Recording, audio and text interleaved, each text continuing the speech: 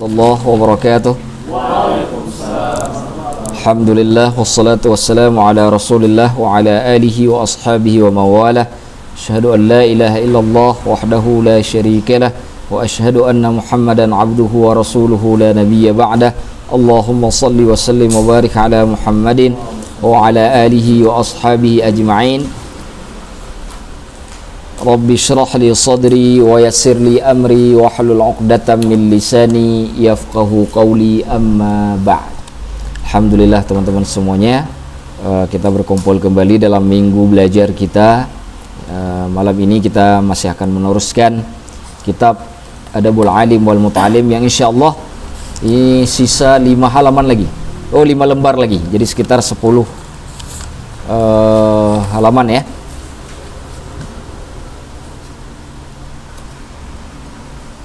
11 halaman, jadi masih ada 5 lembar.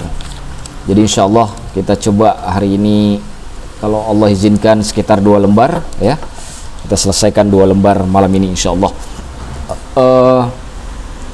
Tadi dihafal semua doanya? Dihafal semua ya? Subhanallah, alhamdulillah. Jadi semoga dapat barokahnya Allah lebih banyak daripada yang belum hafal. Amin. Baik, kita lanjutkan. Lihat halaman 91, baris kedua terakhir sebelah kiri, baris kedua dari bawah, dari bawah sebelah kiri, halaman 91. Bismillahirrahmanirrahim. Itu nggak ada buku ya?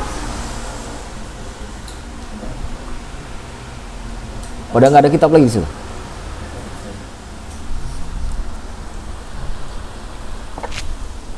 Ini kitab siapa?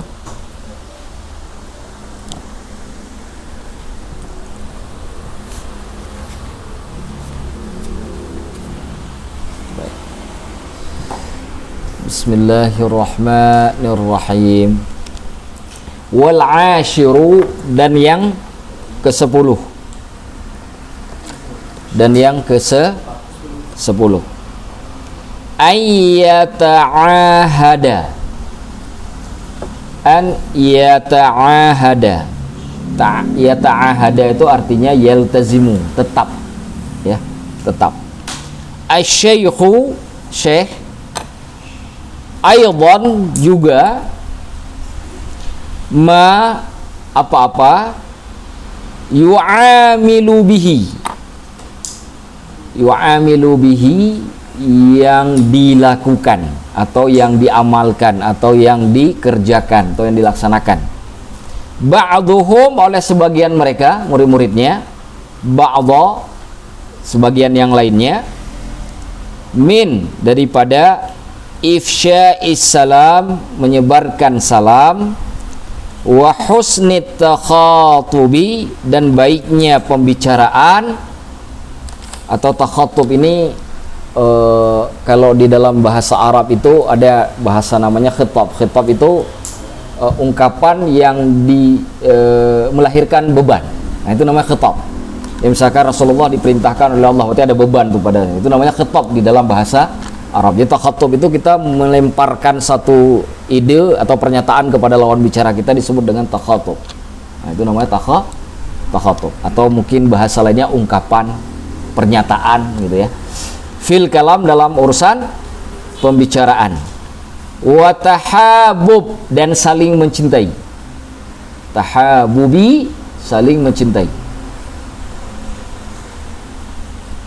Sudah masih kayak ada bingung, sudah bisa dibalik ke atas. Wa tahabubi wa ta'awuni, saling tolong menolong. Alal birri, atas kebaikan. Wat taqwa, dan ketakwaan. Wa ala, dan atas. Ma, apa-apa. Hamma, penting. Bisadadihi, dalam cakupannya. Kalau kita artikan secara ini, wal ashir, dan yang ke-10, ayyata'ahada syaikhu aidan, seorang syekh harus menetapkan ma yu'amilu bihi ba'dhum ba'dhan, apa yang sudah dilaksanakan oleh sebagian muridnya terhadap sebagian yang lain. Jadi itu nggak boleh dirubah, sesuatu yang baik. Misalkan kayak sudah pakai pakaian yang baik, jangan besok tiba-tiba minggu depan mau diizinkan semuanya pakai celana pendek, nggak boleh, karena sudah bagus. Nah itu maksudnya di sini. Ataupun sebalik. Oh ada kopi ternyata. Belum kena kopi.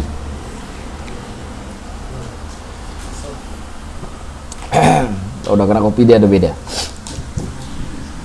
Kalau misalkan sudah pakai baju bagus selalu disuruh pakai baju kaos, itu tidak benar. Nah, justru sebaliknya, yang masih pakai baju kaos disuruh pakai baju yang ya setidak-tidaknya kemeja lah kalau belajar. Baik. Nah itu dipertahankan. Nah di sini disebutkan beberapa yang dipertahankan itu. Ifsya'is salam, mengucapkan salam. Jadi ketika ketemu sama teman ucapin salam, yang baru datang jangan lupa ucapin salam, kecuali misalkan pengajiannya udah mulai atau mengganggu. Nah itu nanti setelah pengajian. Tapi kalau misalkan tidak mengganggu nggak apa-apa, salam saja, tapi jangan salam tangan. Nah, nggak perlu disalam dulu tangannya, cuma assalamualaikum saja, lafadznya saja, karena pelajaran sudah dimulai. Tapi kalau nanti yang belum salam, nanti salam setelah pengajian. Tapi kalau misalkan masih belum mulai, ya ucapkan assalamualaikum lalu salam. Nah gitulah kira-kira lebih kurang. Wa husni takhatub fil kalam, dan pernyataan di antara sesamanya itu harus baik. Bukan sengaja memang ingin menjatuhkan, menjelek-jelekkan, menyingkirkan, bukan maksud seperti itu. Ya, tidak ada maksud seperti itu. Wa tahabub, harus saling mencintai. Wa ta'awuni 'alal birri wa taqwa, dan saling tolong-menolong dalam urusan kebaikan dan ketakwaan. Wa 'ala mahamma bisadadihi, dan semua yang penting dalam cakupan hal tersebut. Cakupan apa? Cakupan majelis, cakupan kebaikan, itu semuanya harus dibiasakan terus kepada murid-muridnya untuk melakukan hal tersebut. Wabil jumlah, secara global, secara umum, fakama yu'allimuhum, maka sebagaimana seorang guru mengajarkan mereka masalihah dinihim, kemaslahatan agama mereka, li muamalatillahi subhanahu wa ta'ala, agar kita bisa tahu muamalah, bagaimana caranya kita berinteraksi dengan Allah subhanahu wa ta'ala. Yu'allimuhum, begitu juga seorang guru harus mengajarkan mereka, para muridnya, masalihah dunyahum, kemaslahatan dunia mereka, li muamalatin nas, dalam berinteraksi dengan manusia, litakmula lahum, agar sempurna bagi murid-murid tersebut, fadilatul halatain, fadilah kelebihan dari dua kondisi. Nah, apa dua kondisi? Hablum minallah, hablum minanas. Nah itu dia dimaksud. Jadi interaksi dengan Allah, interaksi dengan manusia, itu dua-duanya harus. Jadi ngajar ilmu itu bukan hanya urusan akhirat saja. Walaupun nanti kita ketemu ustadznya, kayaknya ustadznya memang ceritanya nggak lebih dari neraka surga. Ustadznya ustadz ngeri dikit memang. Kalau udah ketemu ustadz itu ceritanya cuma itu dua, jangan ada yang lain. Kalau nggak neraka surga. Nah kalau ada tambahan dari surga dan neraka kuburan, tetap ngeri. Nggak lebih dari itu. Nah, ada ustadz yang mengerikan seperti itu, tapi tetap beliau dalam pembahasannya baik tentang surga dan neraka, bukan berarti beliau melupakan dunia. Nah, jadi begitu. Jadi karena pengajian itu pada sesungguhnya mencakupi dua arah terkait dengan hubungan kita dengan Allah, dan arah dengan bagaimana hubungan dengan masalah hablum minallah. Bagaimana cara misalkan kita ikhlas kalau ditimpa musibah, bagaimana sabar kalau ditimpa musibah, bagaimana tawakal kepada Allah dalam setiap masalah, baik ketika kita lagi senang maupun lagi sedih, ketika kita lagi sedang kaya ataupun lagi miskin, ataupun kita lagi sedang diuji ataupun tidak diuji, bagaimana cara bertawakal kepada Allah. Nah itu diajarkan, diperkenalkan kepada murid-muridnya. Begitu juga dengan interaksi dengan manusia, bagaimana cara misalkan jadi orang amanah, kalau dikasih amanah bagaimana cara menjaga amanah, bagaimana cara sikap kita bersikap dengan orang tua, dengan guru, dengan teman. Nah, ini sudah kita bahas semua kan, bab-bab itu sudah kita bahas semuanya sebelumnya. Artinya di majelis ini pun alhamdulillah kedua bagian itu sudah pernah kita bahas, bahkan terus menerus kita ingatkan kembali. Nah, jadi itu poin yang ke-10 yang harus terus dilazimkan oleh seorang guru kepada muridnya. Nah, ini secara global ya yang diberitahukan dari apa yang sudah kita pelajari. Wal hadi asyar, dan yang ke-11. Yang ke-11 wal hadi asyara, yang ke-11. Ayyas'al alimu. Seorang alim berusaha, yas'a artinya berusaha. Ayyas'al alim, seorang alim berusaha. Fi, dalam urusan masalihit talabah, kemaslahatan para murid. Wa jam'i qulubihim, dan mengumpulkan hati-hati mereka. Hati itu bukan kehati-hatian maksudnya, hati para muridnya dipersatukan, digabung biar menjadi satu kesatuan. Orang boleh berasal dari berbagai macam suku, bisa berasal dari berbagai macam daerah, tapi ketika datang ke majelis seperti satu hati, lalu disatukan. Bisa dipahami ya? Jadi tidak ada lagi sekat, nggak ada Jawa, nggak ada Sunda, nggak ada Aceh, nggak ada Padang, nggak ada Batak, nggak ada Bugis, nggak ada Banjar. Semua sudah bersatu dalam ikatan ukhuwah Islami. Jadi itu yang dimaksudkan di sini. Wa musa'adatihim, dan membantu mereka. Nah, jadi guru pun baik sekali kalau berusaha untuk membantu para muridnya.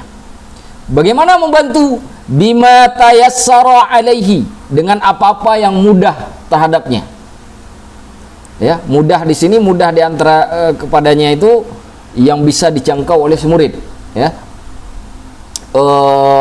Berdasarkan kemampuan dimiliki oleh si guru. Nah, contoh misalkan gurunya apa misalkan? Mau ngasih uang. Ngasih rezeki misalkan, bagi. Boleh. Tapi berdasarkan kemampuan si guru, bima yatayassara alaihi. Min jahin, daripada kemewahan, wa malin, dan juga harta, inda qudratihi ala dalika, ketika dia mampu, inda qudratihi, ketika dia mempunyai kemampuan, ala dalika, atas yang demikian itu, wa adami daruratihi, dan tidak ada kedaruratannya, artinya tidak dalam kondisi beliau memudaratkan diri. Nah, boleh membantu. Bagaimana kemewahan yang dimaksud?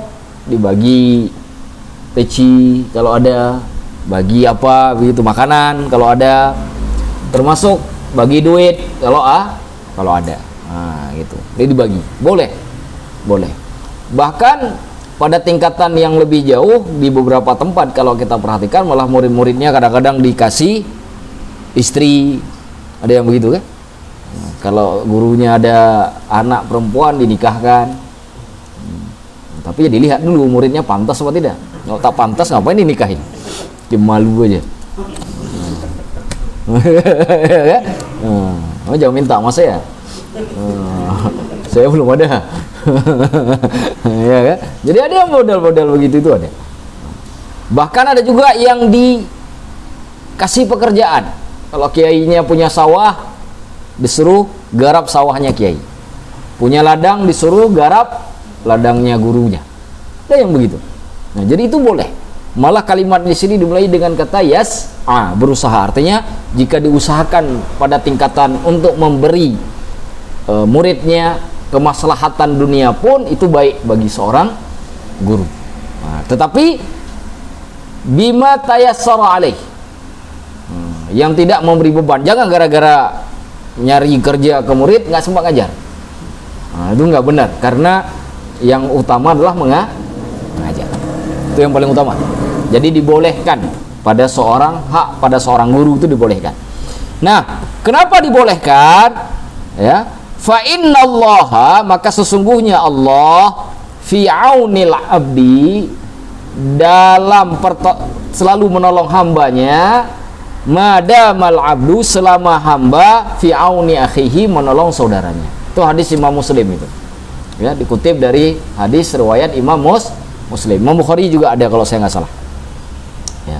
Jadi itu alasannya. Jadi seorang guru membantu murid pun juga dihitung masuk dalam kaidah umum hadis ini. Innallaha fi aunil abdi madamal abdu fi auni akhihi. Jadi seperti itu.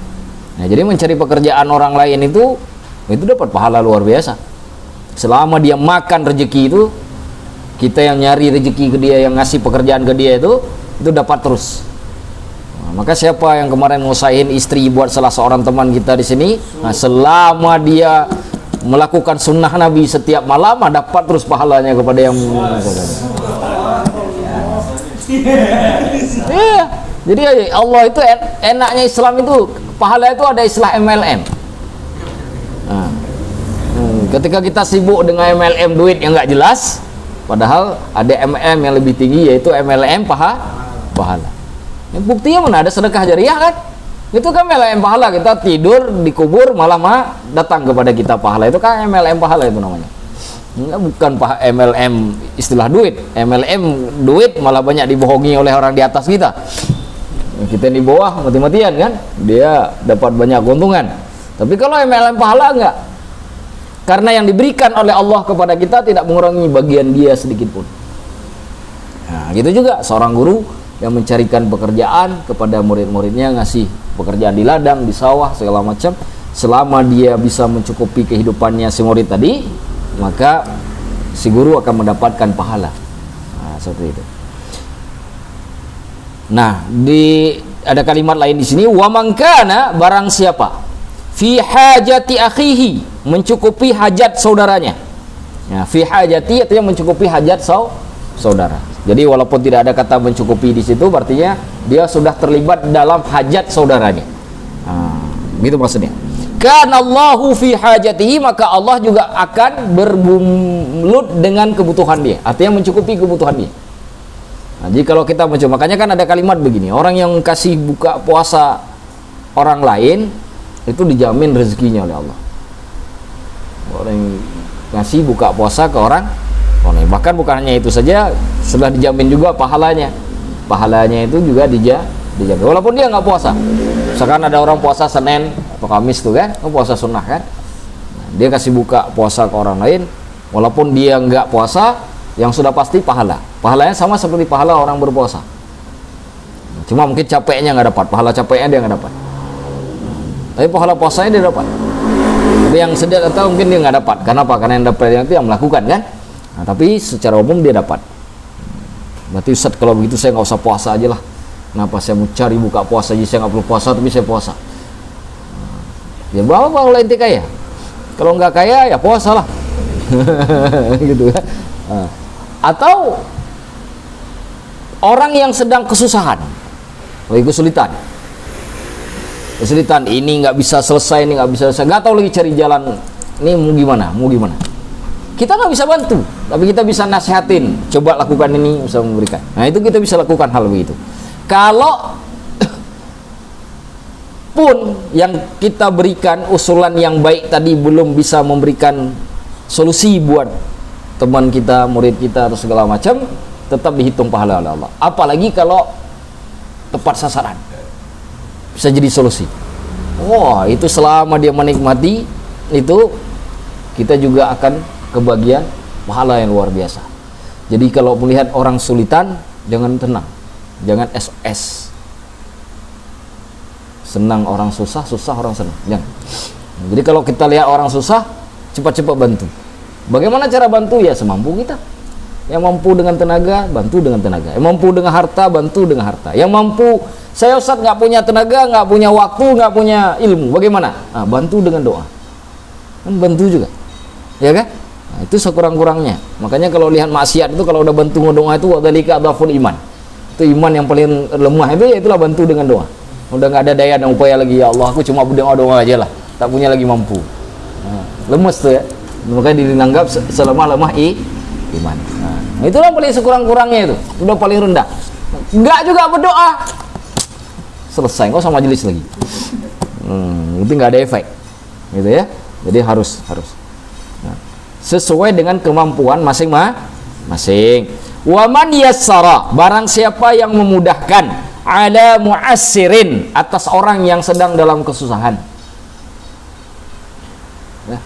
Kita lagi melihat ada orang yang susah, kita bantu. Ada orang lagi kesulitan, kita bantu. Kesulitannya macam-macam. Bisa kesulitan karena masalah sama orang tuanya mungkin, atau sama temannya mungkin, atau sama masyarakat mungkin. Kita coba selesaikan, kita didik dia dengan baik. Nah, tapi kalau masalahnya dengan cewek, masa mau pacarnya masalah, biarin aja masalah sampai putus, doain lagi, ya Allah beratkan masalahnya biar putus. Karena mau pacar kan, jangan dibantu. Ente yang bantu yang dosa. Yang bantu orang punya masalah dengan pacarnya berdosa. Justru menambah besar masalah mendapat pahala. Kalau ada orang punya masalah sama pacarnya, ditambah masalahnya, dapat pahala itu sampai putus. Atau kasih solusi, jangan pacaran lagi, menikah. Menikah biar selesai masalah. Udah selesai bab pacaran. Setan aja nggak pernah pacaran, masa kita manusia pacaran? Oman yassara, pernah lihat setan ngedet? Setan laki-laki sama setan perempuan ngedet, pernah dengar?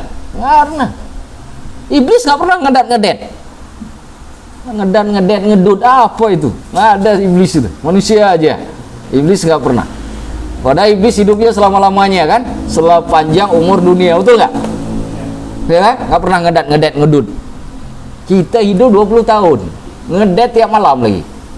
Lagi pelukan di atas motor, datang truk dicium, mati langsung. Lagi pelukan pula mati ya. Jelek kata malaikat, jelek kali mati kau. Lagi pelukan di atas motor pula matinya. Nggak usah pacaran nih. Nah. Tapi kalau ada kesulitan yang lain, ribut sama teman, selesaikan. Datang kita ke tengah.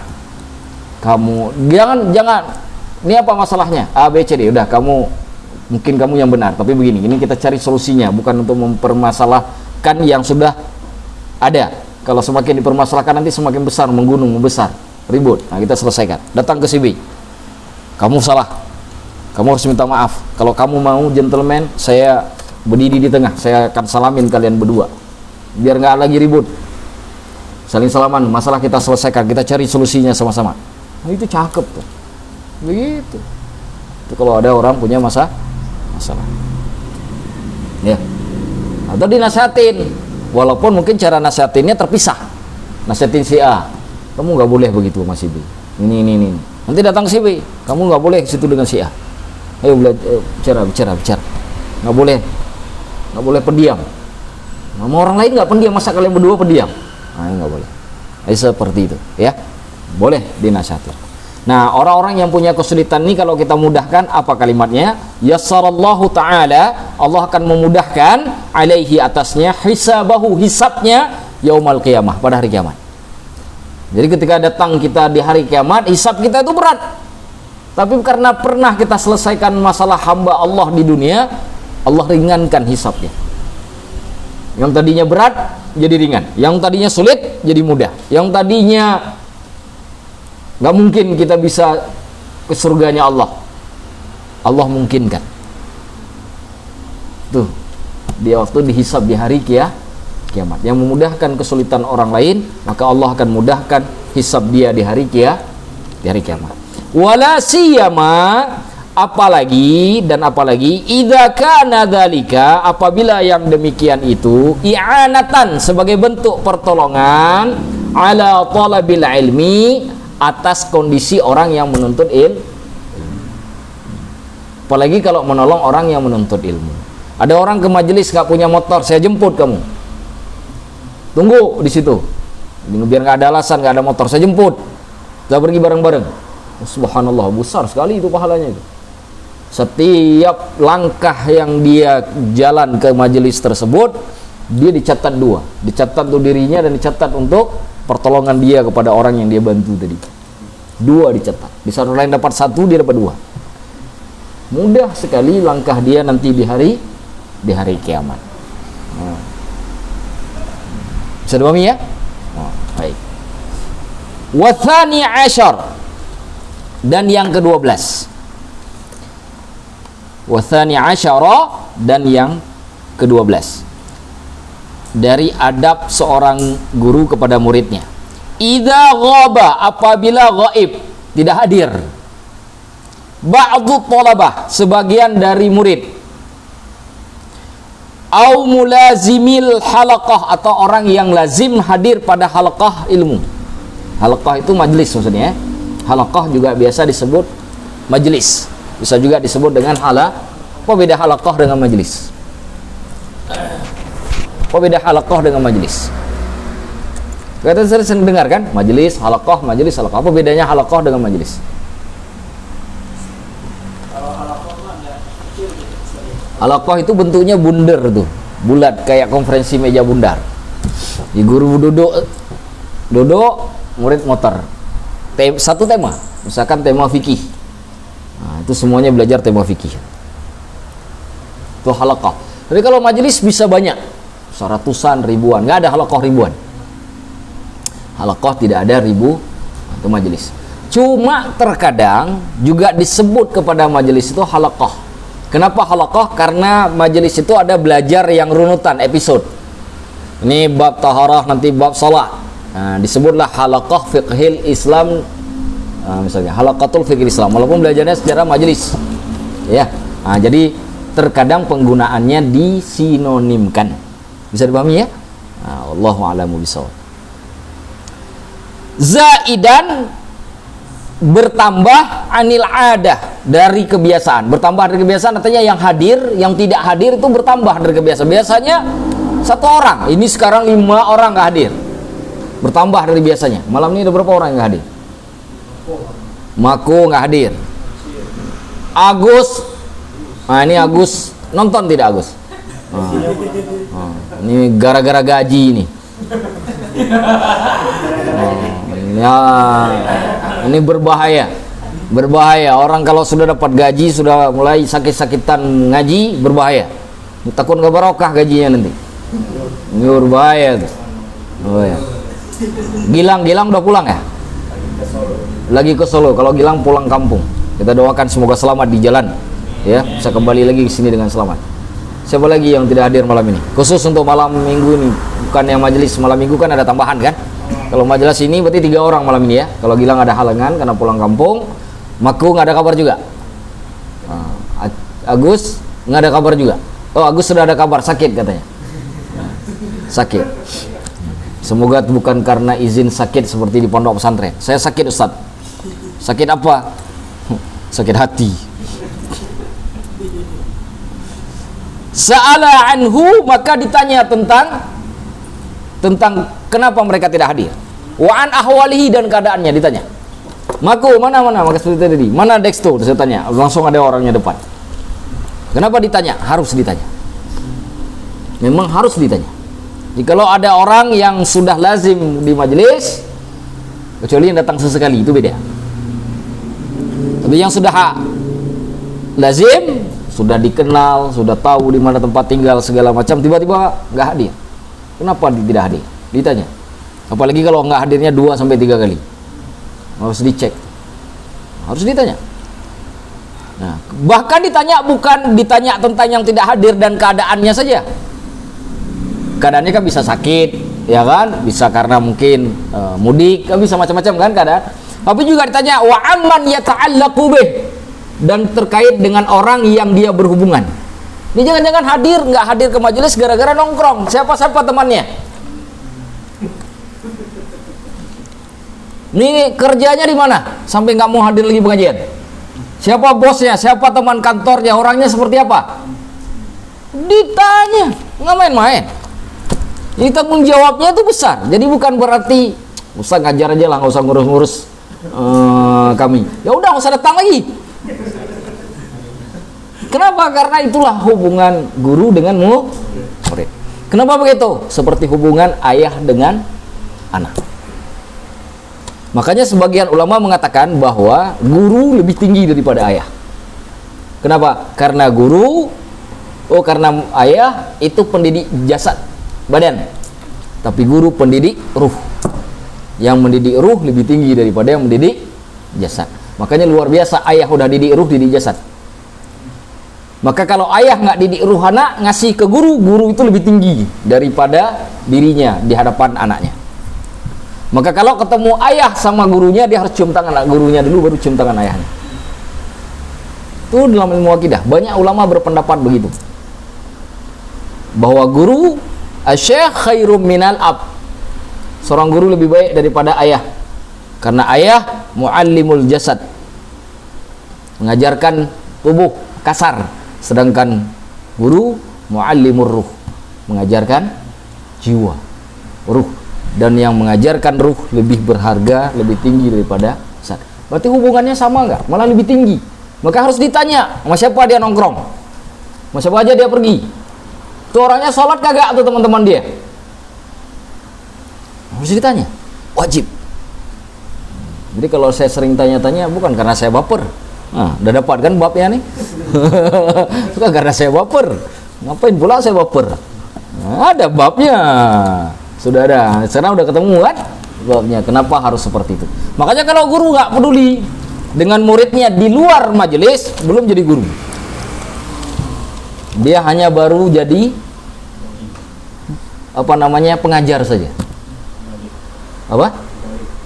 Iya, dia hanya jadi, ya kalau bahasa di pendidikan formal apa ya, guru itu pengajar saja, tapi belum jadi pendidik, belum jadi pembina, belum, baru jadi guru saja, baru jadi ngajar-ngajar saja. Karena yang mengajarkan, kalau dia sudah sampai pada pembinaan dan pendidikan, dia cek, ini lagi ngapain, kondisinya seperti apa, ditanya, kenapa nggak hadir, sama siapa sering nongkrong, nongkrongnya di mana, ditanya tuh, tanya sama orang-orang. Makanya kalau sering nggak hadir ke sini, pasti saya tanya. Ini kenapa nggak hadir? Nggak ada berita, Ustaz. Kenapa? Oh, Ustaz lagi ada acara. Di mana? Di Puncak. Oh ya dah. Acara kuliah kampus? Ya, oke. Sesederhana itu. Pasti saya tanya.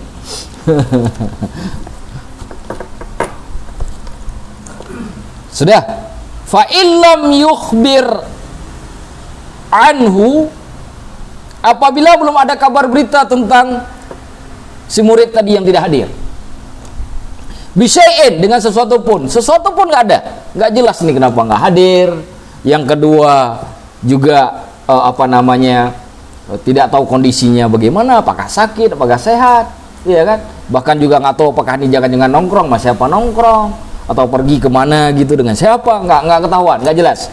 Arsala ilaihi, maka diutus orang ke rumah si murid tadi.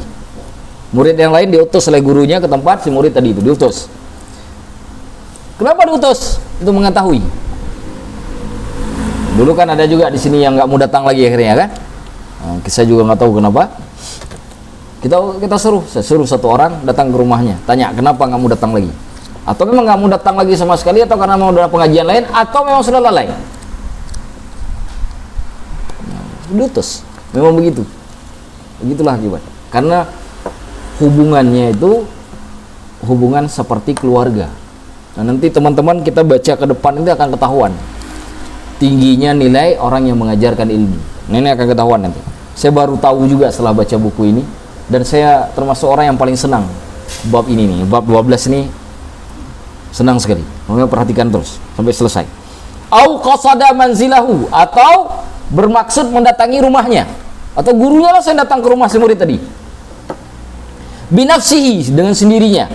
Wa huwa afdal, dan itu lebih baik. Kenapa didatangi? Karena supaya ingin tahu kondisinya tadi, kan nggak ada berita.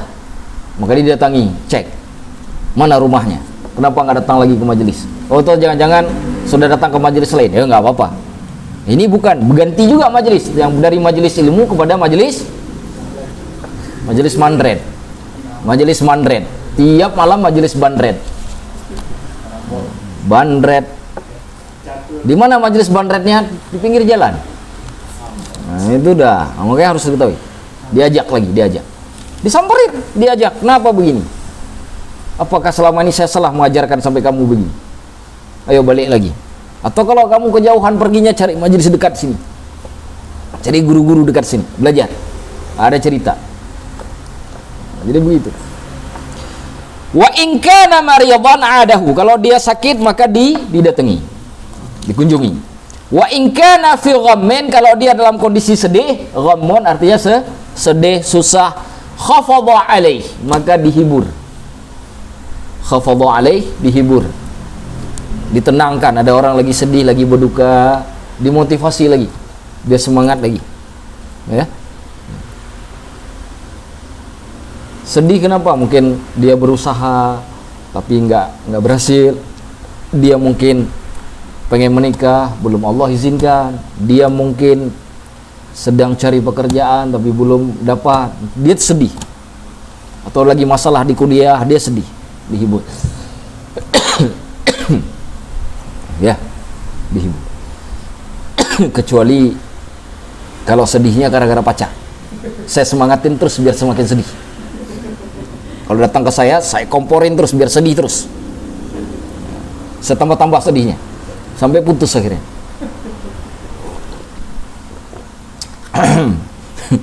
Ini udah tahu nih, kayaknya nggak perlu datang Ustaz Amna. Bahaya.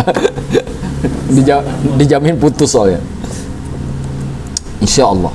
Wa in kana musafiran, dan apabila dia musafir, nggak bisa hadir ke majelis gara-gara musafir. Musafir kenapa? Ya tafaqqadu ahlahu. Karena dia merindui keluarganya, rindu sama keluarganya, dia pulang. Nah, seperti sahabat kita Gilang, ya, bendahara kita yang sudah pulang ke Solo, ya, ittafaqadu ahlahu. Wa man yata'allaqu bih, dan orang-orang yang berhubungan dengannya. Kadang-kadang dia pergi musafir untuk bertemu dengan sahabat misalkan, boleh, nggak apa-apa, sehingga mungkin dia tidak bisa hadir satu kali. Kayak ada sahabatnya di Bandung lagi sakit, atau lagi mungkin acara pesta, dia mau datang berkunjung ke sana ikut acara sehingga nggak bisa hadir ke majelis. Nah, cuma kalau tiap minggu hadir mengunjungi sahabatnya nggak benar juga. Nah, cuma kalau sesekali benar. Nah, kemana Agus? Sakit. Minggu depan sakit lagi. Ini bukan sakit, sakit-sakitan. Nah, ini lagi nonton saya kena lagi, kata Agus. Allahu Akbar. Wa yas'alu anhum, dan bertanya terkait dengan mereka. Mereka siapa nih? Orang yang berhubungan dengan dia ketika dia musafir tadi. Misalkan dia berkunjung temannya di Bandung, siapa nih temannya? Jangan teman narkoba lagi. Dan ditanya. Ya, kan bisa saja kan? Bisa saja kan? Lagi kesulitan duit, ada yang ngajak narkoba, cari uang jalan pintas, dikira ada jalan pintas menuju surga, diambil. Padahal mana ada jalan pintas menuju surga? Diambil jalan pintas. Siapa temannya ini? Ketemunya di mana? Sama-sama kuliah. Anaknya pernah sholat nggak? Anaknya baik nggak? Nggak ada. Nggak usah lagi kau kunjungi. Berhenti kunjungi orang nggak sholat. Kecuali syaratnya apa? Kalau ada orang yang salah, kita bisa mempengaruhi, jangan tinggalkan dia. Udah masih ingat kan? Masih ingat kan teorinya?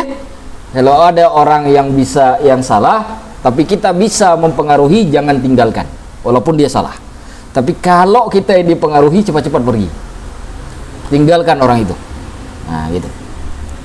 Wa yata'arradu li hawaijihim, dan memberikan untuk hajat-hajat mereka atau keperluan-keperluan mereka. Nah, kalau misalkan pergi ke Bandung kayak tadi itu, katakanlah 3 orang tuh perginya.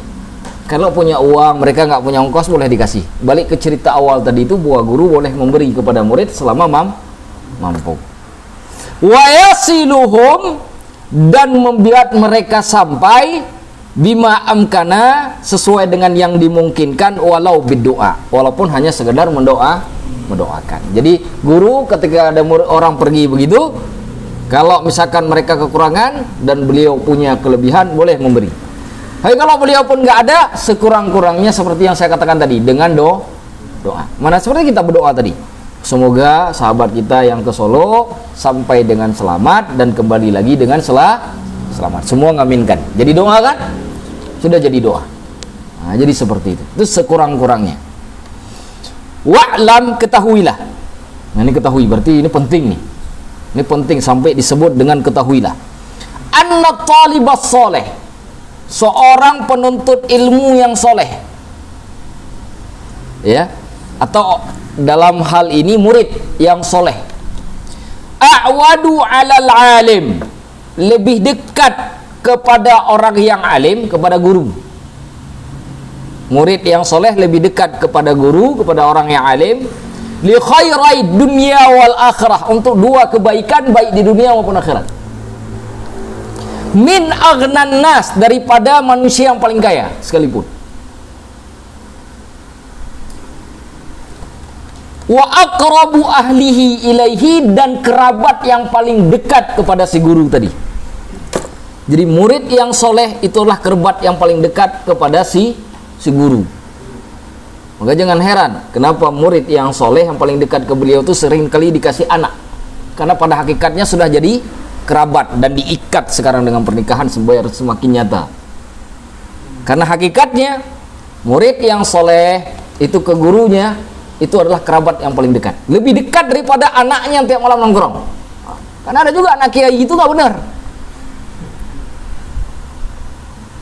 tapi dia anak kiai, walaupun dia anak kiai yang nggak benar, karena ilmu nggak diwariskan, kebaikan tidak diwariskan, kebenaran nggak diwariskan, dicari, didapatkan, diperjuangkan. Kalau misalkan bisa diwariskan, nggak mungkin Kan'an kafir, ayahnya Nabi Nuh. Kalau boleh diwariskan, nggak mungkin Nabi Lut, Nabi punya anak LGBT. Ya kalau Nabi aja nggak bisa mewariskan, apalagi cuma kiai. Lebih tidak bisa mewariskan. Maka kalau ada Gus yang aneh-aneh, lewat ente. Anak Nabi aja lewat, apalagi Gus, lewat ente. Kenapa? Walaupun ayahnya alim betul, karena itu tidak diwariskan. Itu ilmu agama itu begitu. Dan muridnya itu yang soleh tadi itu lebih dekat kepada orang alim tadi, kepada kiai tadi, kepada ulama tadi dibanding anaknya sendiri. Maka jangan heran ada pondok dikasih ke murid, bukan ke anak, karena anak tak pantas dikasih, tapi murid pantas dikasih.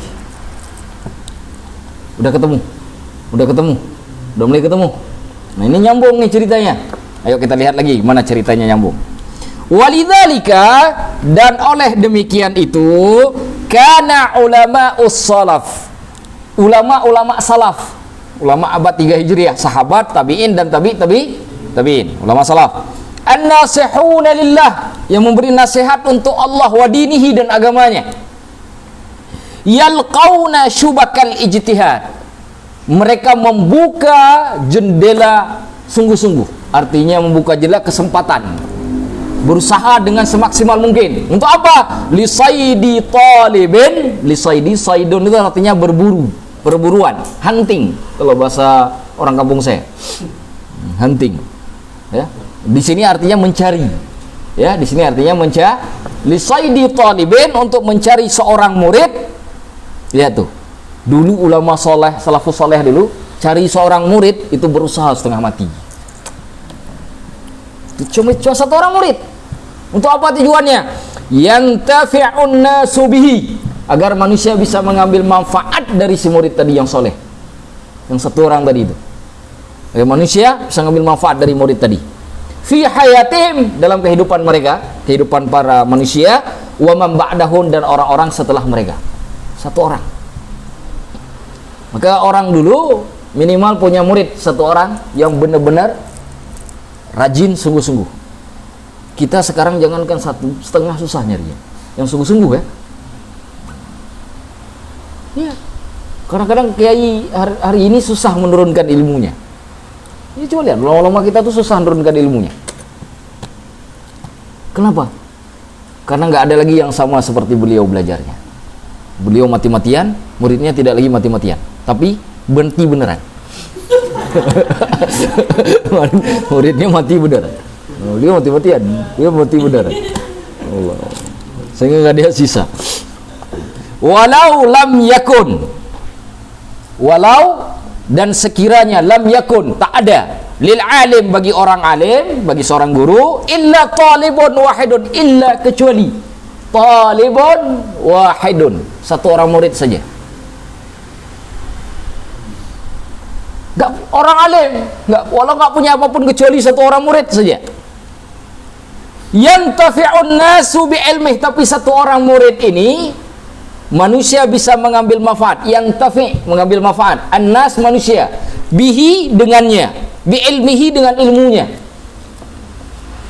Jadi orang alim ini nggak punya siap murid kecuali satu orang saja, tapi yang satu orang ini banyak manusia bisa mengambil manfaat pada ilmunya. dengan satu murid ini, wa amalihi, dan juga amal perbuatannya, bukan hanya ilmu, wa zuhdihi, dan zuhudnya. Apa itu zuhud? Zuhud itu bukan meninggalkan dunia, tapi tidak loba dengan dunia. Kalau nggak dapat, biasa saja, santai. Itu zuhud namanya. Zuhud itu bukan berarti meninggalkan dunia, nggak butuh dunia sama sekali, bukan. Zuhud itu dunia bukan yang utama, tapi dunia itu wasilah, perantara saja. Itu orang zuhud. Dia makan secukupnya, hidup sederhana, pakaian seadanya, nggak perlu mentereng-mentereng. Ya, itu orang zuhud. Wa irsyadihi, dan juga petunjuk yang dia berikan. Orang bisa bermanfaat dengan ilmunya, dengan amal perbuatannya, dengan sikap zuhudnya, dengan petunjuk yang dia berikan. La kafa dzalika talib, maka cukuplah satu orang murid itu indallahi ta'ala, di sisi Allah Ta'ala. Daripada punya murid 100-nya enggak dia mati-matian, tapi semuanya mati. Cukup yang satu ini yang mati-matian, itu sudah cukup di sisi Allah Ta'ala bagi seorang yang alim. Itu cukup membawa orang alim itu mudah jalannya ke surga. Yang satu orang tadi itu. Coba bayangkan, indah kan? Mana dalilnya? Kan itu pertanyaannya. Mana dalilnya, Ustaz? Nah, kita baca lagi biar kita ketahui apa namanya, dari sisi mana ini keluar pernyataan ini. Fa innahu la yantaqilu syai'un, maka sesungguhnya tidaklah berpindah sesuatu min ilmi ahadin, dari ilmu seseorang, ila ahadin, kepada orang yang lain, yantafi'u bihi, yang dia bisa mengambil manfaatnya, illa kana lahu nasib minal ajri, kecuali dia punya bagian daripada pahala. Jadi ketika seseorang memindahkan ilmu kepada orang yang lain, maka perpindahan ilmu tersebut langsung ada pahalanya, ada bagian dari pahala. Nah, bayangkan, makanya kenapa satu orang murid itu cukup di sisi Allah Ta'ala, karena semua ilmu tadi, berapa banyak ilmu yang diberikan sehingga bisa mempengaruhi banyak orang, bisa diambil manfaat oleh banyak orang. Sudah cukup bagi orang alim ini satu orang murid itu, nggak perlu sampai berpikir 1000 murid. Itu satu murid aja. Semoga saya punya yang satu itu. Udah cukup satu itu aja, itu lempeng jalan ke surga itu. Kalau yang satu itu benar-benar bisa ngasih petunjuk ke orang, bisa bermanfaat ke orang lain, udah cukup yang satu itu. Begitu juga si murid itu nanti, dia punya lagi satu orang murid saja misalkan, bisa memberi manfaat kepada banyak orang. Bayangkan kalau satu saja begitu, bagaimana kalau dia punya 100? Ya, tapi yang satu itu pun sudah cukup di sisi Allah. Karena perpindahan ilmu itu akan terus sampai kepada orang alim pahalanya, nggak putus. Mana dalilnya? Ini dalilnya. Kama jaa fil hadits fi sahih, sebagaimana ada di dalam hadis yang sahih dari Nabi sallallahu alaihi wasallam, anin Nabi sallallahu alaihi wasallam, dari Nabi sallallahu alaihi wasallam, idza matal 'abdu, apabila meninggal dunia seorang hamba, inqata'a 'amaluhu, terputuslah amalnya. Itu salah tulisannya. Coba diperbaiki tulisan yang benar. Ini tulisan yang benarnya begini.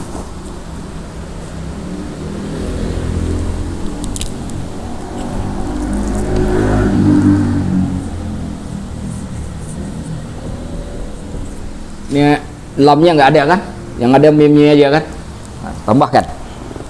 Itu tulisan yang benarnya begitu. Itu ada tarikan ke atas sedikit, itu panjangkan itu. Inqata'a amaluhu, terputuslah amalnya, illa, kecuali, min thalathin, dari 3 perkara. Jadi setiap orang yang meninggal dunia putus amal perbuatan dia, karena dia sudah tidak lagi beramal, ya kan? Hadis ini nggak boleh dijadikan rujukan bahwa orang yang mendoa ke orang mati nggak nyampai, karena yang terputus di sini bukan amalan orang hidup, amalan orang mati itu. Sedangkan membaca doa, mengirim doa kepada orang meninggal dunia, amalan orang hidup. Ini yang putus mati ini siapa? Yang putus amalannya orang hidup, orang mati, orang yang meninggal. Jadi orang yang masih hidup, anaknya baca Al-Quran, niatin ke ayahnya masih sampai. Sedekah anaknya atas nama ayahnya masih sampai, karena dia hidup masih anaknya. Yang nggak sampai, anaknya udah mati, sedekah untuk ayahnya. Entah ke siapa dia sedekah, paham maksudnya? Nah, itu yang nggak sampai karena udah mati. Kalau anaknya masih hidup dia sedekah, dia kurban untuk ayahnya, nyampai. Ini udah mati tiba-tiba kurban. Nah, itu susah, gimana sampainya ke ayahnya, itu nggak sampai karena anaknya sudah terputus amalan. Adapun orang yang mati itu amalan dia sendiri itu nggak ada fungsi apa lagi kecuali dari 3 hal. Nah, bisa pahami? Gitu cara pahamnya. Jadi banyak orang salah memahami ayat ini, hadis ini, menganggap bahwa orang kalau udah mati nggak dapat apa-apa lagi kecuali dari 3 bab ini. Jadi kalau nggak 3 bab ini nggak dapat. Jadi kalau misalkan ada orang baca Al-Quran, ngirim Fatihah, ngirim Yasin, ngirim surah Al-Muluk, ngirim surah Al-Baqarah, nggak nyampai ke main. Salah. Yang putus itu orang yang meninggal, bukan orang yang hidup. Orang yang hidup tetap bisa ngirim ke yang meninggal, tapi orang yang sudah meninggal ini dia nggak bisa lagi untuk dirinya, nggak bisa lagi untuk orang yang hidup, kecuali 3 hal tadi. Bisa dipahami? Jadi jangan pakai dalil orang mati ke orang hidup. Bisa dipahami ya? Nah, ini banyak orang yang salah. Apa? Jadi ini. Nah, apa yang 3 itu? Sedekah jariyah, sedekah yang mengalir. Jariyah artinya mengalir. Apa sebab dia mengalir? Karena dia nggak pernah putus sedekahnya. Di mana cerita sedekah yang nggak terputus? Ketika kita meniatkan memberikan sesuatu yang kita beri itu tidak pernah habis. Kalau ngasih makanan habis, ngasih minuman habis, betul ya? Betul nggak? Bangun masjid habis tak? Bangun majelis taklim habis tak? Bangun pesantren tak habis. Selama masih ada orang belajar di tempat itu, orang yang telah meninggal dunia itu selalu dapat pahalanya. Yang lari ke kuburannya. Saya pernah cerita tentang kelebihan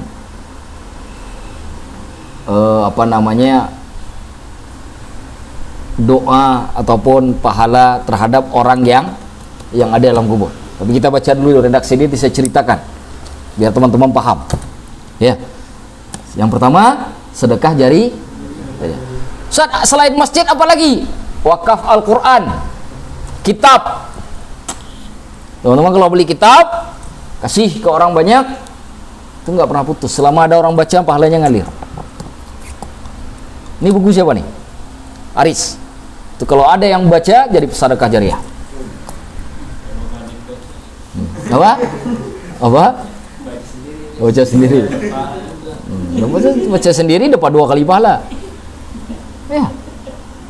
Itu sedekah jariah. Yang kedua, aw ilmin yuntafa'u bih, atau ilmu yang diambil manfaat dengannya. Yuntafa' artinya diambil manfaat. Ini saya mengajar. Apa yang saya ajarkan ini membekas ke teman-teman saya duluan meninggal. Ilmu ini diamalkan sama teman-teman terus menerus. Lalu kemudian teman-teman ajarkan ke anaknya, saya terus dapat bagian. Nanti anaknya teman-teman punya lagi anak, diajarkan lagi, saya masih dapat bagian. Tapi ini kan bukan buku Ustadz Kiai Haji Hasyim Asy'ari. Beliau dapat, saya dapat. Beliau yang nulis buku, saya yang mengajarkan. Beliau dapat, saya dapat. Bayangkan bagaimana ulama-ulama sebelum kita. Di mana-mana kitabnya dipelajari, seluruh dunia. Berapa banyak pahalanya. Nggak ada tampungan itu. Mengalir terus, nggak pernah putus. Imam Hanafi, Imam Maliki, Imam Syafi'i, Imam Hambali sudah berapa ribu tahun sudah meninggal. Tapi kitab mereka, pemahaman mereka, hadis-hadis yang mereka riwayatkan itu dipelajari di seluruh dunia. 4 mazhab ini nggak pernah putus. Kalau kita hari ini bisa bertemu dengan Imam Syafi'i, iri betul kita ke Imam Syafi'i dalam makna yang positif. Kenapa? Enak betul mereka di dalam kubur. Enak betul. Sudahlah alim, sudahlah jadi wali, dapat kiriman pahala terus menerus dari umat Nabi Muhammad. Gak pernah putus. Berapa lama Ustaz Imam Syafi'i meninggal dunia? Imam Syafi'i 240 Hijriah. Sekarang 1440 Hijriah. Berapa tahun? 200 tahun. Selama dalam 1200 tahun itu pahala terus mengalir ke kuburannya Imam Syafi'i. 1200 tahun udah. Nggak pernah putus setiap hari. Mungkin bukan hanya setiap hari, setiap detik mungkin. Main-main. Dan saya pengen juga punya tabungan MLM di dunia. Bukan MLM produk manusia, tapi MLM produk langsung dari punya Allah, produk Allah langsung, ilmu yang bermanfaat. Tapi ilmu yang manfaat, karena ada juga ilmu yang diwariskan tapi nggak ada manfaat. Ngajarin ilmu dukun, itu juga dapat juga yang di dalam kubur, tapi bukan dapat kebaikan, dapat kejahatannya. Selama ilmu dukunnya dipelajari dan dia belum tobat ketika masuk kubur, tuh ngalir terus ke kuburan dia tuh. Yang tadi 2 kali cambukan setiap jam tambah jadi 200 karena muridnya di atas ada 100. 1 kali 2 kan 200 sekali kena cambuk, nggak pernah berhenti, terus seperti itu. Awaladin solihin, atau anak yang soleh, yad'ulah. Itu kurang ini tuh ya, yang benar begini. Kenapa pakai pulpen? Nah ini yang benar begini. Nah ini tadi nggak ada, yad'ulahu, yang mendoakannya.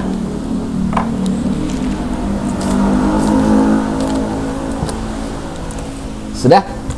Atau anak yang soleh. Anak yang soleh itu nggak terhijab doanya ke orang tua. Nggak ada satupun malaikat yang sanggup menghijab doa anak soleh ke orang tuanya, walaupun orang tuanya pendosa. Kalau pendosa aja nggak terhijab, apalagi yang bukan pendosa. Tapi syaratnya satu, anaknya harus soleh. Kalau anaknya nggak soleh, kata malaikat, inti aja berdoa ke orang tua, mulut bau pesing. Kenapa? Habis minum minuman keras, habis minum anggur merah, berdoa, ya Allah ampuni dosa ayahku. Kau aja belum kau ampuni dosa ya, kata Allah. Dosamu aja belum kau ampuni, udah kau minta dosa orang tuamu diampuni. Nah itu dia. Ini saya kasih cerita nih, ada di dalam kitab I'anah karangan Imam Ad-Dimyati. Mungkin sudah ada di antara teman-teman yang dengar cerita saya, tapi ini perlu saya ulang karena bagus ceritanya. Di dalam kitab I'anah karangan Imam Ad-Dimyati, kata beliau, ada seorang alim itu suatu waktu bermimpi, tidur mimpi, dan di mimpi beliau melihat semua orang yang telah meninggal dunia itu saling rebut-rebutan mencari sesuatu, rebut-rebutan kayak mungut sesuatu gitu di tanah. Cuma ada satu orang duduk di pojok santai saja, nggak ngikut rebutan. Dari sekian banyak orang cuma satu tuh duduk santai aja. Heran orang alim ini siapa kok duduk sendiri nggak ngikut yang lain. Didatangi, ditanya, wahai fulan, kenapa engkau duduk di sini santai di saat lain orang yang mungut-mungut? Kenapa kamu nggak ikut mungut seperti yang lainnya? Wahai yang bertanya, yang lain itu mungut-mungut karena mereka butuh doanya kaum muslimin. Yang didoakan Allahumma fir lil muslimina wal muslimat. Kan itu kita doakan ya. Nah itu rebut-rebutan tuh. Rebut-rebutan tuh mungut. Saya nggak butuh. Kenapa ente nggak butuh? Wahai fulan, saya punya anak, seorang anak muda di pasar yang setiap kali mengirimkan sesuatu ke saya dan itu lebih daripada cukup. Kata ayahnya tuh, bangun seorang alim itu penasaran, pengen tahu siapa anaknya itu. Tahu di mana anaknya berada? Bukan di masjid, di pasar. Anaknya itu penjual daging di tempat yang disebutkan oleh Rasulullah seburuk-buruk tempat. Bukan di tempat sebebek tempat, di tempat seburuk-buruknya tempat itu anak berada. Pasar, bukan masjid. Dicari di mana anak tersebut. Begitu sampai melihat ada anak tersebut memang tukang daging, beliau dekati. Begitu sudah mendekat, beliau lihat mulutnya komat kamit. Terus komat kamit mulutnya. Penasaran beliau tanya, wahai anak muda, apa yang kau baca? Kulihat mulutmu dari tadi bergerak-gerak terus tidak berhenti. Coba jawab anak muda itu, wahai yang bertanya, mulutku bergerak-gerak karena aku membaca Al-Quran dan aku niatkan Al-Quran yang aku baca kepada ayahku yang sudah meninggal duluan. Makanya bapaknya nyantai saja, kalau mungut-mungut doa, karena udah cukup dengan bacaan Quran si anak, baru baca Al-Quran. Imam Dimyati menjelaskan bahwa baca Al-Quran diniatkan kepada orang tua sampai hukumnya. Makanya beliau nukilkan, kalau saya menggunakan ayat ini menunjukkan bahwa nggak ada hijab antara anak dengan orang tua apabila anaknya soleh. Dua-duanya insya Allah sahih dalam sisi istidlalnya. Akhirnya sampai pada momen tertentu di mana orang alim ini kemudian bermimpi lagi. Ketika bermimpi gak ngelihat lagi bapak yang duduk sendiri itu, ternyata sudah ikutan mengut-mengut doa. Kaum muslimin sama seperti orang lain yang tadinya duduk sendiri, sekarang juga ikutan mengut-mengut doa. Terbangun beliau dari tidur. Hal yang pertama yang beliau ingat adalah anak muda yang di pasar. Iya, ini kapan anaknya sudah nggak berdoa lagi? Nggak, orang tuanya sekarang sudah harus mengut doa. Dari kaum muslimin. Pergi beliau ke pasar melihat anak muda dan tidak beliau dapati. Udah nggak ada anak muda di situ.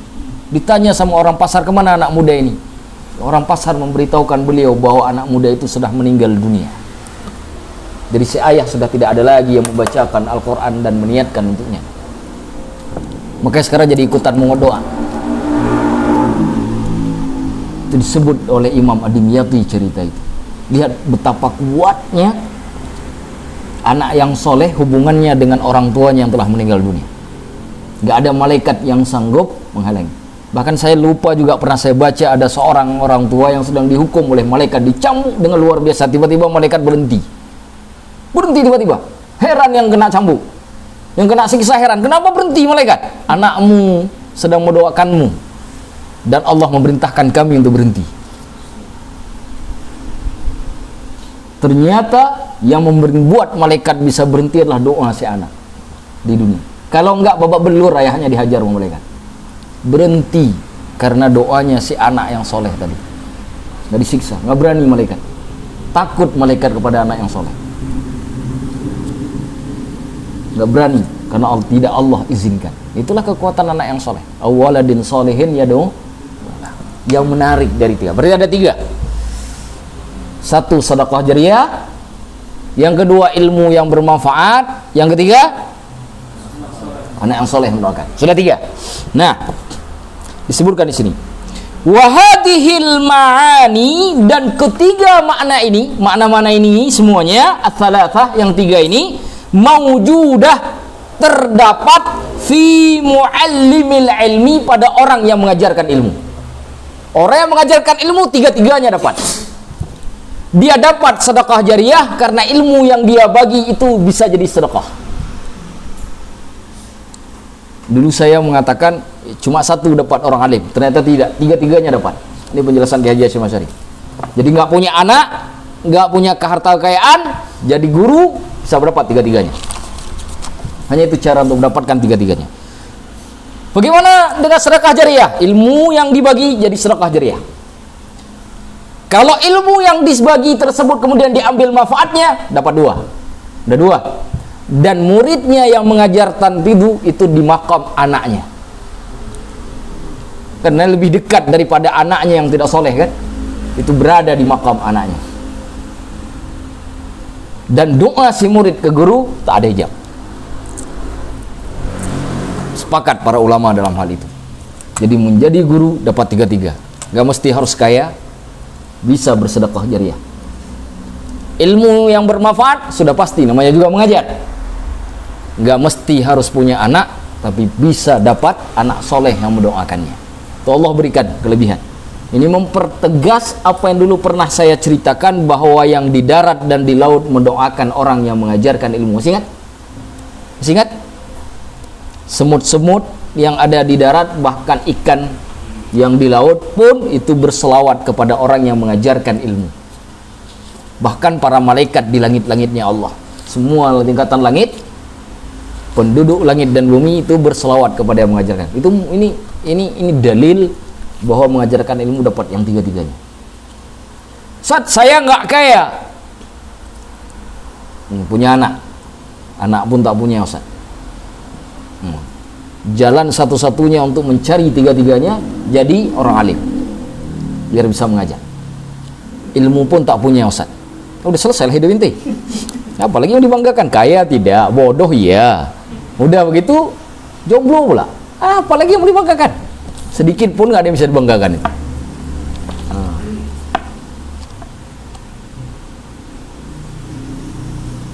Nikah cepat, punya anak biar ada yang doain. Nggak mampu, harus kaya. Tapi niatnya untuk jangan kaya dulu. Kita nih biasanya begini, kalau jadi kaya itu tantangan paling berat. Karena setan paling suka kalau kita jadi kaya. Karena kita belum tentu sekuat Abdurrahman dan Utsman bin Affan, itu masalahnya. Begitu miskin pengen jadi Abdurrahman, tapi begitu sudah di atas jadi Abu Jahal. Nah, itu yang susah. Ini susah kita begitu. Waktu miskin, waktu pengen jadi kaya, niatnya jadi Abdurrahman bin Auf. Tapi begitu sudah kaya jadi Abu Jahal. Nah, ini kita cuma niat-niat aja. Karena kebiasaan niat. Nah, saya niat mau ke majelis taklim, udah 2 tahun masih niat. Mulai datang, niat aja. Akhirnya kaya pun jadi niat, nggak kesampaian maksud. Begitu kaya jadi Abu Jahal. Kan jadi Abdurrahman bin Auf. Nah, itu paling berat itu masalah harta. Yang paling ringan jadi orang alim. Paling ringan tuh. Karena iblis nggak bisa nggoda. Yang berat di ilmu itu cuma satu. Mati-matian kita untuk mempelajarinya. Itu aja. Yang lain nggak ada yang berat. Karena iblis nggak berani dekat. Lagi kita belajar Al-Quran, nggak berani iblis mendekat. Tapi Ustaz, kenapa saya masih ngantuk juga padahal iblis nggak berani mendekat? Karena ente iblis. Iblis ente, makanya nggak butuh iblis yang lain.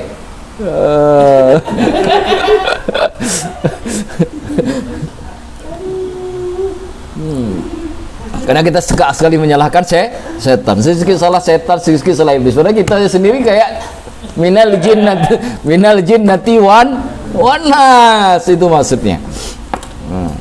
Itu cari. Jadi kalau jadi orang alim bisa dapat tiga. Wahadihil ma'ani, dan makna-makna ini as-salasah yang 3 maujudah terdapat fi muallimil ilmi, pada orang yang mengajarkan ilmu. Amma sadaqah, adapun sedekah, fa iqra'uhul ilmu, penetapannya terhadap ilmu, wa ifadatuhu iyahu, dan pengambilan manfaat kepadanya, itu jadi sedekah. Jadi ketika saya menetapkan ilmu atau mengajarkan ilmu, lalu diambil manfaat dengan ilmu itu, maka momen itu langsung berubah jadi sedekah tanpa harus mengeluarkan uang. Makanya sedekah yang paling indah itu dalam Islam. Gak ada sedekah di agama manapun lebih indah dari Islam. Karena Islam membuka ruang sedekah dalam semua aspek. Ngasih ilmu sedekah. Saat saya nggak punya ilmu, kasih senyum. Ya, tabassamuka fi wajhi akhika laka sedekah. Senyummu pada wajah saudaramu itu sedekah. Senyum. Tapi jangan dia lagi jalan sendiri pakai motor cepat kita senyumin. Ngelihat pohon senyum, ngelihat jalan senyum, lama-lama ini orang apa ya? Orang kan jadi penasaran akhirnya. Senyum terus ini kan bahaya juga. Artinya ada momennya, senyum. Semudah itu. Bahkan ada satu hadis diriwayatkan oleh Abu Daud kalau saya tidak salah ingat, dari sahabat Abu Sa'id Al-Khudri, Nabi itu ditanya, Abdullah bin Mas'ud, Rasulullah itu ditanya, ayu sadaqah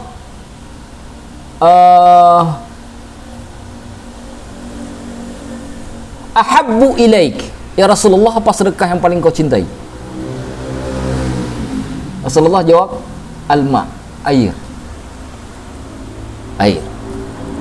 Sedekah yang paling Rasulullah sukai adalah air. Ini macam-macam, hadisnya banyak sekali.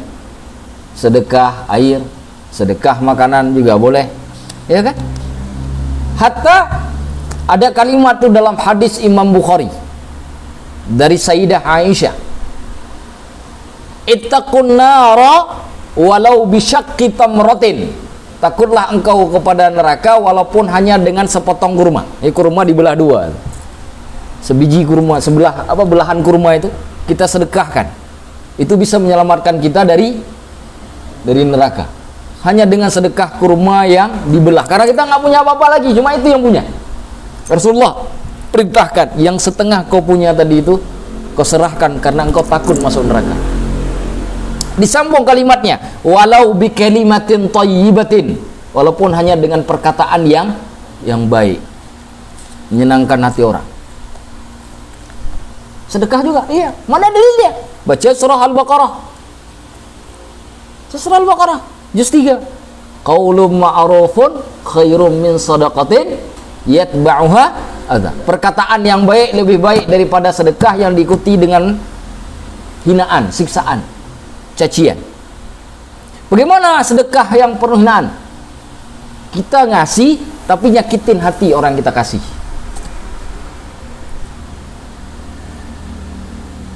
Menyakitinya macam-macam. Bu, jangan ambil dulu ya, saya foto dulu.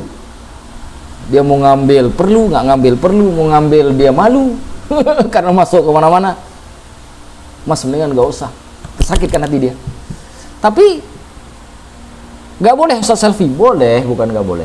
Caranya mungkin elegan. Kita datang dulu, Bu, kami butuh untuk laporan, harus kami lakukan, mohon maaf, tolong izinkan. Oh ya, nggak apa-apa deh, kalau kami nggak ngelaporkan nanti kami dianggap uang ini kami makan sendiri. Minta izin baik-baik, jangan main cerat. Kadang-kadang orang tidak senang, dan kalau beliau sakit hati, yang kita beri itu nggak ada nilai, sedikit pun tak ada nilai di mata Allah. Itu dalilnya tuh, qaulun ma'rufun khairum min shadaqatin yatba'uha. Apalagi kalau ngasih ya, udah tahu dia nggak makan seminggu. Nih, laki-laki nggak makan seminggu. Nih makan. Oh, dia nggak makan seminggu, begitu kita ngasih. Kira-kira yang makan enak nggak? Itu lagi makan itu keingat terus tuh perkataan tadi. 2 tahun nggak lupa itu.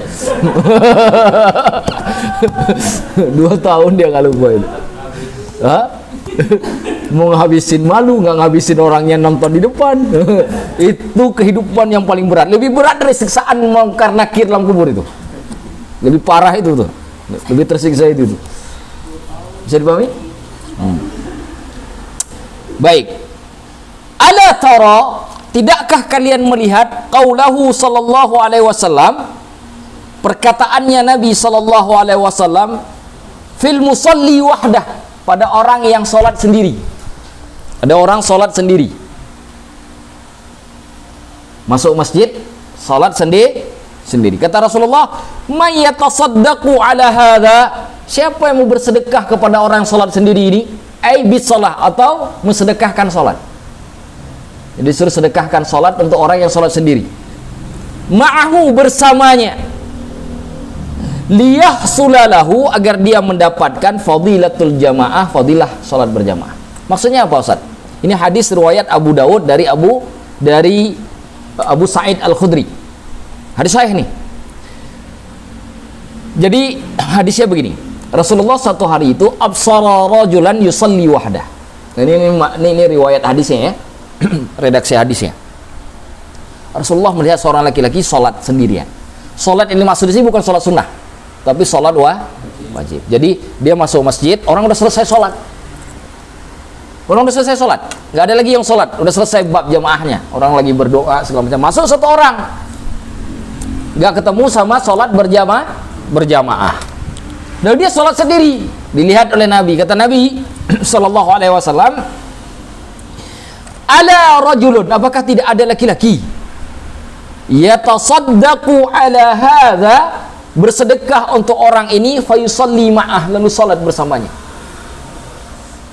Jadi salah satu yang sudah salat tadi oleh Nabi, siapa di antara kalian yang mau bangkit untuk nemanin dia salat, biar salatnya enggak sendiri, karena dia dapat satu darajat. Temani dia salat biar dia juga dapat 27 darajat. Tapi mereka semua udah salat Ustaz. Betul.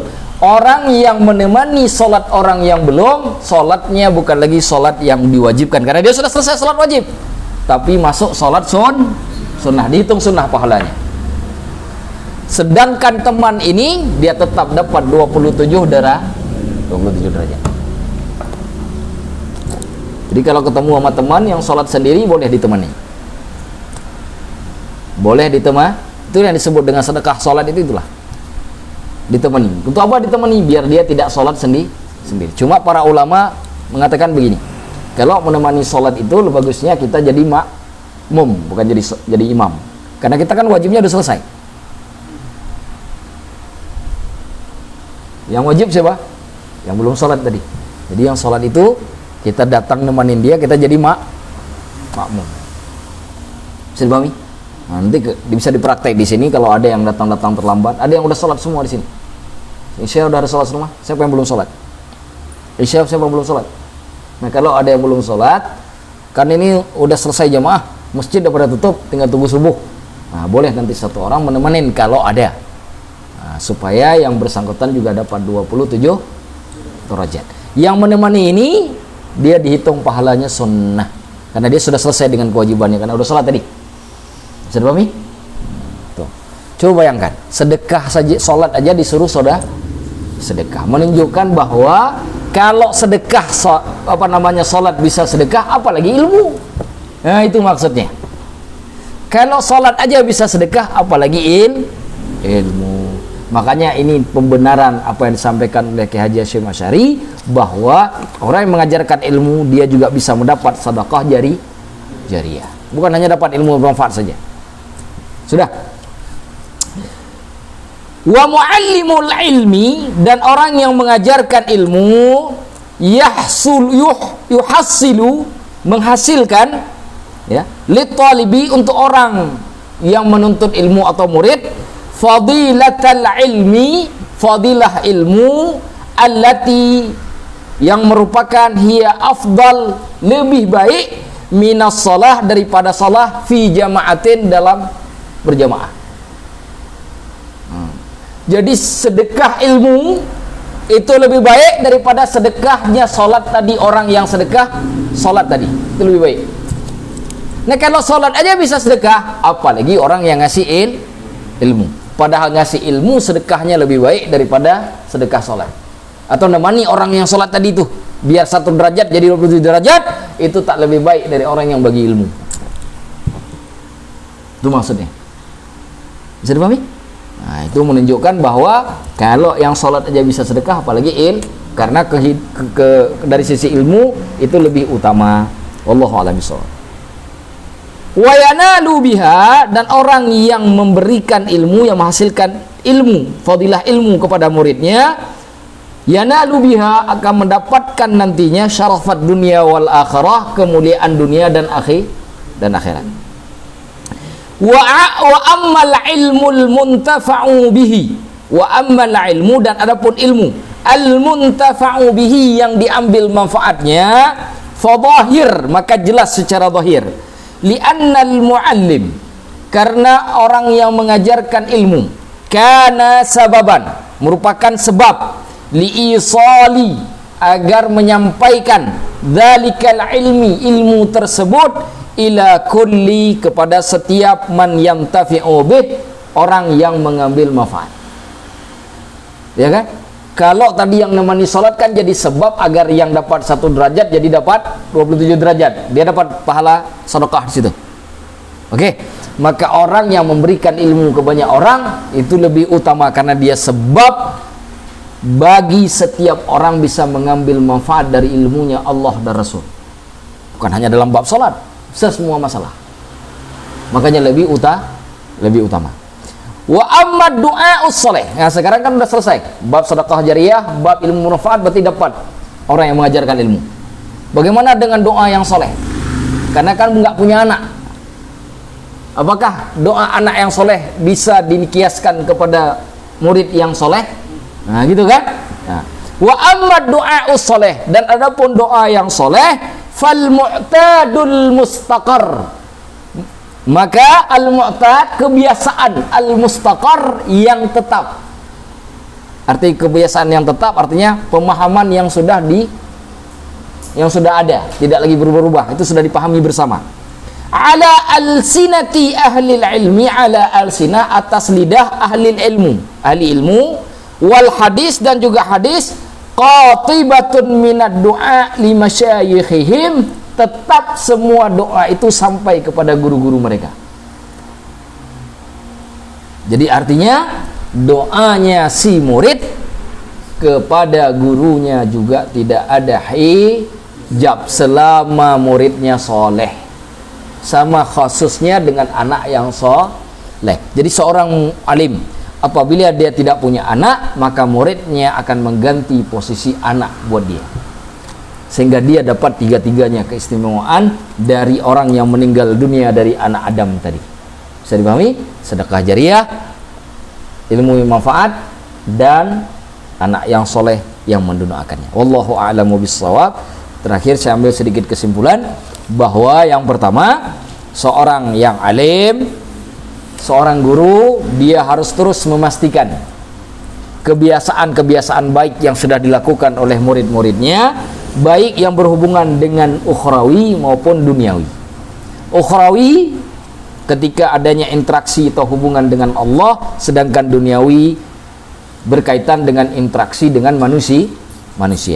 Yang kedua, dibolehkan, bahkan baik bagi seorang guru apabila sanggup membantu permasalahan kehidupan murid-muridnya, seperti masalah pekerjaan, ekonomi, dan lain-lain sebagainya, dengan syarat, dengan catatan itu tidak memberatkan beliau dan beliau mampu untuk melakukannya. Dibolehkan, bahkan bagus lagi, satu hal yang mulia. Yang terakhir, yang ketiga, apabila ada dari kalangan muridnya yang tidak hadir ke tempat pengajian, maka harus ditanyakan tentangnya, ditanyakan keadaannya, apakah sakit, apakah sehat, ataupun yang lainnya. Juga kalau misalkan dia bepergian dalam suatu bepergian, maka juga ditanyakan dengan siapa dia bepergian, dengan siapa dia bergaul, sehingga dia tidak datang ke majelis. Ada acara apa? Harus ditanya, untuk memastikan supaya dia walaupun tidak di majelis tapi tidak bergaul dengan orang-orang yang salah. Kalau tidak ada berita sama sekali yang sampai kepada seorang guru, maka seorang guru boleh mengutus salah seorang murid di majelisnya ke rumah murid yang tadi untuk menanyakan kondisinya dan sebab kenapa dia tidak hadir di majelis. Atau bahkan seorang guru dibolehkan, bahkan lebih baik jika datang langsung sendiri ke rumahnya untuk melihat si murid. Nah, cuma ini bab ini terkadang dalam zaman sekarang susah, karena banyak juga murid kadang-kadang tinggal dengan orang tua, ya kan, dengan kakaknya yang terkadang barangkali belum siap. Jadi ini hanya masalah teknis saja sih sebenarnya, masalah teknis. Kenapa begitu kuat hubungan antara guru dengan murid? Karena hubungan yang ada antara guru dan murid itu sama hubungannya seperti hubungan seorang ayah dengan seorang anak. Sama. Sebagaimana seorang murid, seorang ayah memperlakukan anaknya, begitu juga guru kepada muridnya. Sebagaimana anak kepada ayahnya, maka begitu pula murid kepada gurunya. Makanya oleh para ulama dijelaskan bahwa hadis Imam Muslim dari Abu Hurairah yang menjelaskan bahwa apabila ada anak Adam yang meninggal dunia yang nggak dapat apapun kecuali 3 perkara, maka orang yang mengajarkan ilmu dapat 3 hal ini walaupun nggak punya apa-apa kecuali ilmu saja. Karena sedekah jariah dia juga dapat. Karena jika sholat saja sebagaimana hadis Abu Daud dari Abu Sa'id Al-Khudri bisa dilakukan, maka apalagi ilmu, karena yang menyedekahkan ilmu itu lebih baik daripada hanya sedekah sholat, supaya orang yang sholat tadi bisa dapat pahala jamaah. Lebih baik sedekah ilmu, satu. Apalagi kalau ilmu itu bisa diambil manfaat, maka dapat poin yang kedua, au ilmin yuntafa'u bi, atau ilmu yang diambil manfaatnya. Kalau misalkan berhubungan dengan anak soleh yang mendoakan, maka maqam murid kepada si guru itu sama seperti makamnya anak kepada orang tuanya. Jadi si anak yang punya guru, jika dia doakan orang tuanya tidak terhijab, jika dia doakan gurunya pun juga tak terhijab. Gurunya dapat, orang tuanya juga dapat. Wallahu a'lamu bishawab. Bisa dimengerti? Bisa dimengerti kesimpulannya? Nah, itulah inti dari pelajaran kita malam ini, dari 3 poin yang kita pelajari. Insyaallah sudah jam 12 kurang 5. Insyaallah minggu depan kita akan lanjutkan 13-14, ini menyelesaikan bab ke-7 ya. Jadi hanya tersisa 3 halaman lagi. Insyaallah setelah itu kitab ini selesai, lebih kurang ini mungkin sekitar 3 pertemuan lagi atau 3-4 kali pertemuan lagi sudah selesai. Jadi sekitar 2 bulan lagi kitab ini insyaallah sudah selesai. Wallahu a'lamu bissawab. Saya kira itu saja dari saya. Kalau ada hal yang nanti kita diskusikan, ditanyakan nanti setelah acara ngaji saja. Ini saya tutup terlebih dahulu. Sebelumnya saya mohon kepada Ashraf untuk membacakan kafaratul majlis.